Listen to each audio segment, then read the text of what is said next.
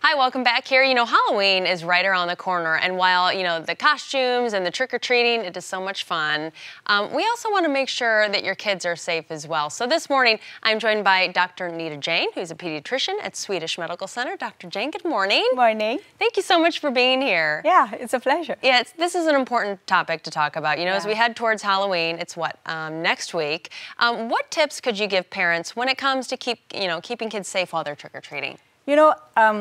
I would really like to start with the carving of the pumpkin because really? I think that's where the Halloween starts. So if you have your little children who are out there and want to carve, try to just let them draw on the pumpkin and then take it to carve because, these are little tiny kids and they can cut their hands and the tools are really sharp. They are. And then I would like to really talk about when you go buy your costumes. So it's very important that when you buy your costumes, you buy them the correct size for your children. Mm-hmm. You don't make them very long because they topple over, they get entangled into them and they fall down. And the shoes that you buy going with the costumes, buy the correct size. Some of the costumes do come with, this is the era of Power Rangers and, all those people. So when you buy the costumes, the attachments would come with them like swords or big sticks and all. Make sure that they are age appropriate and they are not very sharp because some of the children can hurt themselves. Mm-hmm. So then the wigs that come with it and some of the hats that come with it, make it the right size for the children so that, because there's tiny wigs are there, they are long and they entangled and the kids can't see and then they fall off. So you just want to make sure that they are okay. Those are good points because I didn't even think about it. Yeah. I was thinking right for trick-or-treating. I wasn't even thinking about the costumes of the pumpkins, but those are really good points. And then, the big thing I see is the masks. Yes. Do you remember? Yeah. So these masks come and the children can't see and they are squinting their eyes. And there's these tiny little holes, you can't even see through them. Yeah, and they can't see. So they can't see, they get hurt because they fall down. And the biggest thing I feel like is make them flame resistant.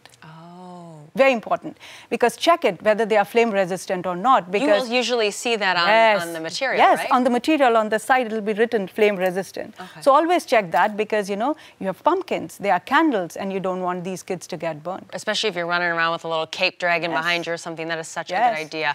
Talk a little bit about maybe a good system to manage the candy. You're going all these houses, you get all this candy, you dump it out on the table. How do you make sure it's safe? Yeah, so a lot of children are allergic. Yeah. We have so many kids who are allergic to gluten, to peanuts to milk allergies. So please, when you get all your candies, make sure that you separate them.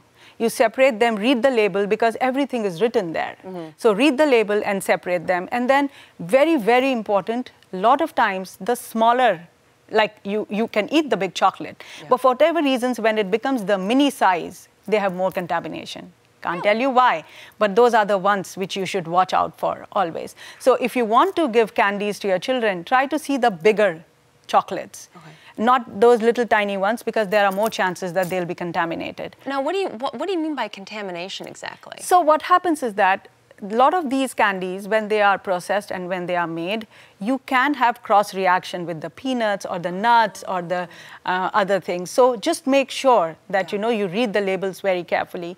And if your child is really allergic to peanuts or any kind of other nuts, keep them away. You'd rather give them the bigger candies than the smaller chocolate. And the kids would rather have the bigger candies as well. Yeah. Dr. Jain, thank you so much for coming in. This is great information. Oh, you're very welcome. I certainly appreciate that. Thank you. Thank you.